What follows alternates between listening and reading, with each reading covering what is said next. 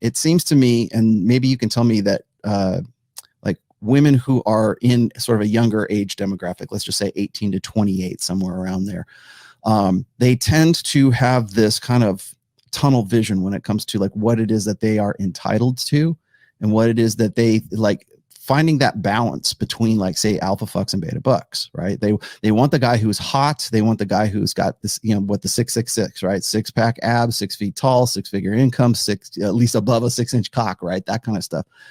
But then the guy has to have a lot of money. He has to also allow them like complete 100% independence. They have to be allowed to do whatever the hell it is that they want to do. And we're talking about girls who are like 19 years old who are saying this kind of stuff. So when I see this show and the popularity of this show, the reason why it's kind of indignation inspiring, I think, is because it's that conflict between the balance of those two things that the girls who come onto your show, they discuss this all the time. So like like, you see this every day. You're probably going to see this tonight. I don't know if you got a show tonight on 4th of July, but like, do you see this? Like, you have to hear the same language used over and over again. You have to hear the same kind of rationale over and over again. Yeah. I mean, it's just, at this point, you know, we've interviewed hundreds of girls. We bring new girls on every single night. And, yeah, it's just a deep sense of entitlement that's almost like rooted into like their psyche, you know, because when I say the things that I say to them, it's the first time they've heard these kinds of concepts. It challenges their entire, you know, existence. But for some girls, what I've noticed, especially girls that are a little bit older, it connects a lot of dots of why things didn't work out in the past or why something didn't go as planned, or, you know, it kind of alleviates like a question mark that was in their mind for a long time that their girlfriends would never tell them the truth about. So it works on both ends, but it's very obvious. I would say the common denominator is most of the time when I bring girls on, they have now heard most of the things that I say, you know, maybe in parts here and there from a boyfriend or a brother or a father, but never as raw as we give it to them. So, you know, what I've basically learned from interviewing all these girls is most modern day women are coddled. If I'm going to be very honest and candid about it, they're coddled. They're rarely held accountable for their poor decisions. We ran one skit time. We ran one line of questions where we actually asked the girls, hey, in your last relationship, tell us what you did that ended the relationship. And it's amazing how the women defaulted to blame the guy every single time, even when we had to remind them, no. What did you do that led to the termination of the relationship? And it was, man, we had to remind them 2 or 3 times until they finally like admit what they did wrong. You know, one girl didn't even want to do it, you know, and it was like, we just clowned her the rest of the show. But the point, you know, just like, but the point is that we had to like let them, it was very difficult for the women to take accountability because we live in a world nowadays where women can do no wrong, you know, and women wholeheartedly believe that and carry that into their relationships, and they do stupid shit that they might not necessarily get caught for, but the boyfriend gets caught for, so they blame the guy.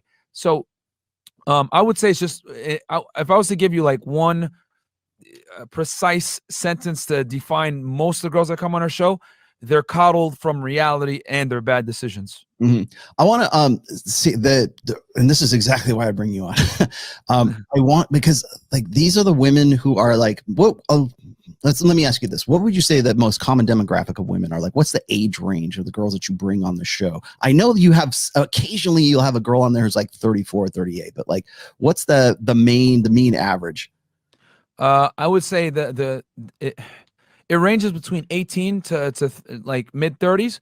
But if we were to average it out, I would say the average age of the girl that we bring in is typically somewhere between 20 to 25. Okay. And they're right there in the prime years. And most of them believe that at some point, like the fairy tale is going to come true for them. Like they're going to find the guy who is the guy, right? The guy who has the bag and who is also good looking, who also allows them to do like the complete package, the guy who is their perfect ideal lover. Is there any doubt in their minds when they're yeah. They think that, like, a lot of them think that they're going to get a career. They're going to find a guy that's very attractive. They're going to find the best. And here in Miami, their reality is warped even more because the thing is that we do have a lot of high value men that live here, athletes, celebrities, etc. Like everybody, every A-list rapper or celeb has a house and or some type of like residency here where they come here periodically throughout the year. So it's nothing for these girls to get invited to certain yacht parties, to get invited to certain mansion parties, to get invited to certain private social events. Like, if you're a halfway decent looking girl, you are going to get invited to these situations. You are going to rub elbows with these kinds of men on easy mode, you know? But the thing is that, and you can ask a lot of the girls here, like we brought girls here, like, oh, all the guys are the same here. No, not all the guys are the same. Just your small pool of men that you deal with are the same, because you're dealing with the top 1% of man consistently every night. But they think that this is this is how a lot of men are, or all men are like this, or whatever it is. No, it's just that they're dealing with a small minority of men. But they can't even see outside of that because they're just so used to it. Like, girls in Miami like literally live life on easy mode when it comes to like meeting high status men all the time and being around them all the time. You know, it's nothing. I can't tell you how many times we brought female musicians in here that are fucking trash. I'll be honest, like, they are not good. I think I met one. but they've been in the studio with Future. They've been in the studio with some of the Little Dirk, whatever. Like, they've hung out, they've done music with them, whatever it is, and they've been around these kinds of individuals. Whereas like a male rapper would never be able to get in the room with these guys unless he was, you know, a platinum selling artist himself. So it's just crazy how, like, you know, when I say privilege is invisible to those that have it, like, girls from Miami that are attractive have that on like steroids, man, like on steroids, like the entitlement and just them being around certain types of men. So I would say for them, the Disney fairy tale is even stronger. Would you say that they're like half of the reason I titled today's show Open Hypergamy? Would you say that most of them are like sort of openly like proud of that? Like they're like the triumphant of like, I'm going to get it and I'm going to do it, and this is just how things are going to work. Like, is open hypergamy? And I hate to use open hypergamy because too many people use the term open hypergamy in the form of a verb. But what I mean is that it's their sexual strategy is no longer a secret. And because when I watch the girls that come on your show, it's as if they expect guys to know what their strategy is. Like, if you're not this, then you're not in the running, you're not in the consideration. Do you think that they're like overt, like shove it in everybody's face? Yeah. They definitely, like, they make no bones about it. Like, hey, you don't got a bag, I don't fuck with you. Like, you know, like City Girls, a lot of these, Meg Thee Stallion, they've popularized, open hypergamy. They've not only have they made it like mainstream, but they've also like encouraged women to operate like this, to literally operate on the highest bidder, use men treat men as expendable commodities for financial security and resources, and then kick them to the curb after. So they're kind of playing the game on reverse with guys from a resource standpoint versus men trying to do it with girls on a sex standpoint. The difference is this: most guys are simps, so women are killing it out here. You know, most guys don't understand their value. You know, I can't tell you how many guys, we get messages from that are doctors, make a lot of money, successful men. Even a lot of these celebs and rappers are simps, man. Like, I've heard stories about a lot of these guys from girls of like the extra stuff that they be doing, where I'm thinking in my head, like, why are you doing this? Like, this chick is like a 21-year-old with zero, like zero real value outside of the way she looks. But like, so many guys simp because it is, with OnlyFans culture, with stripper culture, with rap music where they're talking about buying girls bags and buying girls like gifts and all this other stuff and throwing money at the club and let me throw a rack because it's just what I'm gonna do. Like, we have an entire culture, contemporary culture, that incentivizes men to spend money on women that don't necessarily deserve it. So what happens? They run around across a guy like me, and I'm like, nah, I'm not gonna take you on an expensive ass date. No, I'm not gonna, do all this extra shit to try to like appease you. Like, you're not special. And it's like Chinese to them when I talk to them, but it's like, it is what it is. Like, for those of you that listen to hip hop here, I'll tell you guys this. Listen to DDG. It's called yes. Yeah, Moonwalking in Calabasas. Fresh turned me into that when I was there. Yeah, like like Blueface in the song, he goes, rich nigga take her on a cheap date. That's what I need guys to do. But there's not enough of this. You know what I'm saying? There's too much tricking on girls and all this other stuff people put up on their Instagram story. So girls are accustomed to like getting this kind of treatment. And if you don't give it to them, it's like you're almost kind of like an outlier. But the thing is, if you're not going to be a trick, you need to have very strong game, very strong masculine presence to let her know I'm not no sucker, and it's a refreshing change, so yeah, man, I would say that, the culture in general, like the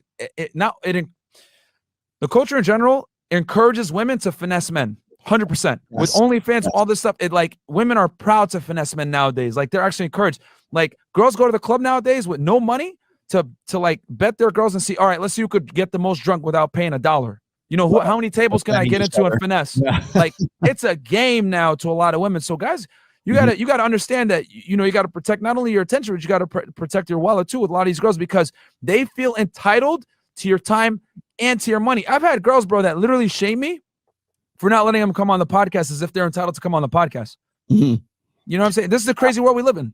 Well, okay. So when I'm watching this show right here, when you're talking about finessing, like you're talking about girls who are like, and well, I shouldn't say this because actually you have had married girls on there. If I don't have missed my guess, there was that one 19-year-old girl. She was like the hottest girl on the panel that one time. She was 19 and she was married, and she's on that show with you guys, you know, talking about, oh, I would get with or she's doing like smash or pass. Like, you're married. Like, well, why are you even here? Why are you not at home with your man? Right.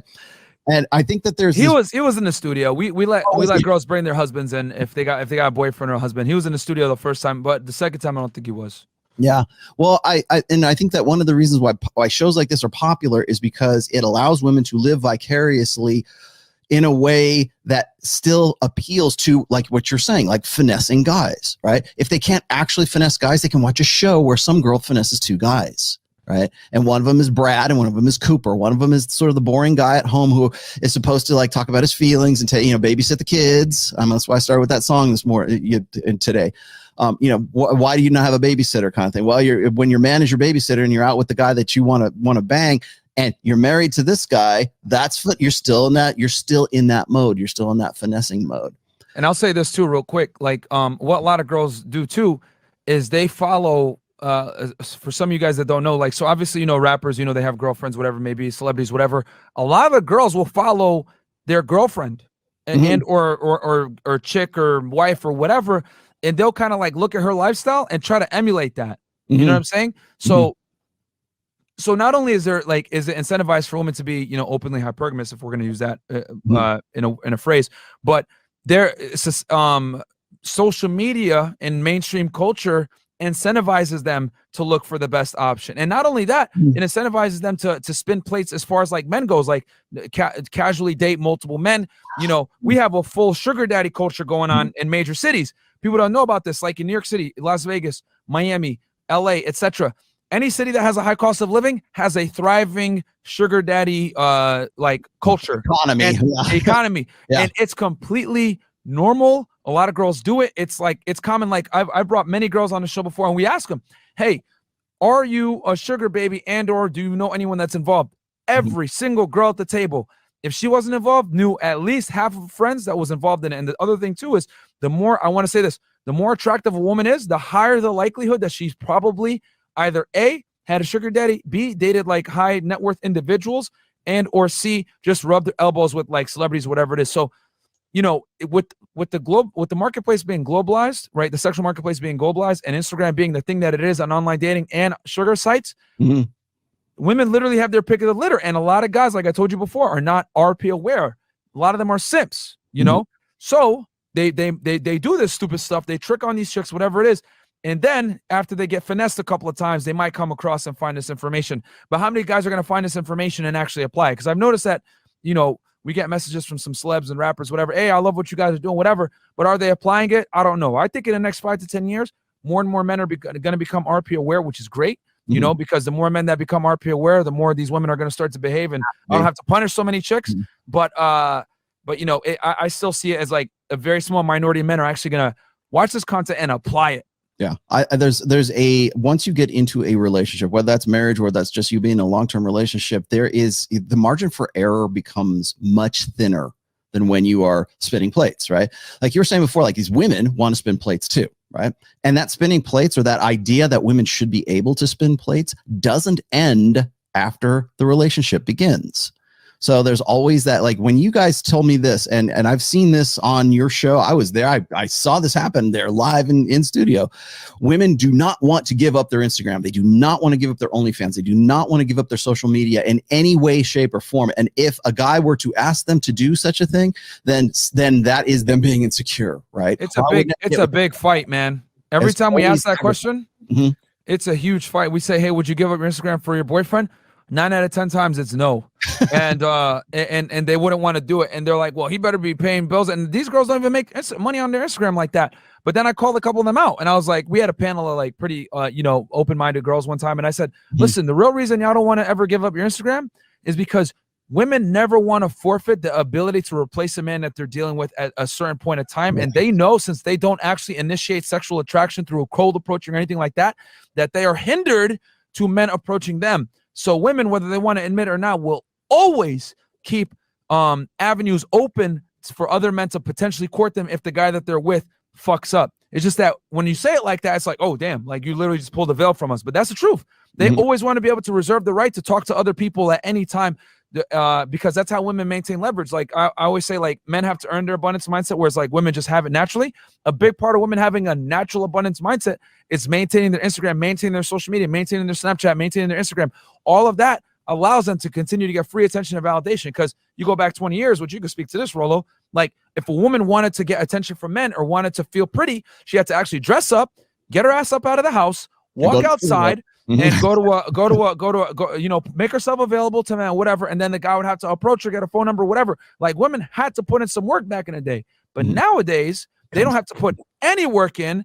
And not only do they not have to put any work in, they're actually rewarded by staying inside, putting pictures of themselves on the internet, and then a higher status men that they would never meet in person is probably going to hit them up if they set their page up right. I've been out with so many girls, man. As you guys know, there's plenty of beautiful women here in Miami, and they will have 50 of the same goddamn picture in their camera roll. Pick the best one, touch that one up, use a bunch of filters, they'll use Facetune, all that stuff, make it perfect, post it on Instagram at a prime time, get as many likes as they can. If they don't get enough likes in a certain amount of time, they delete it because they want to get up, pushed in the Discover page and in the Instagram algorithm, which we teach all this on DMs on Demand, shameless plug.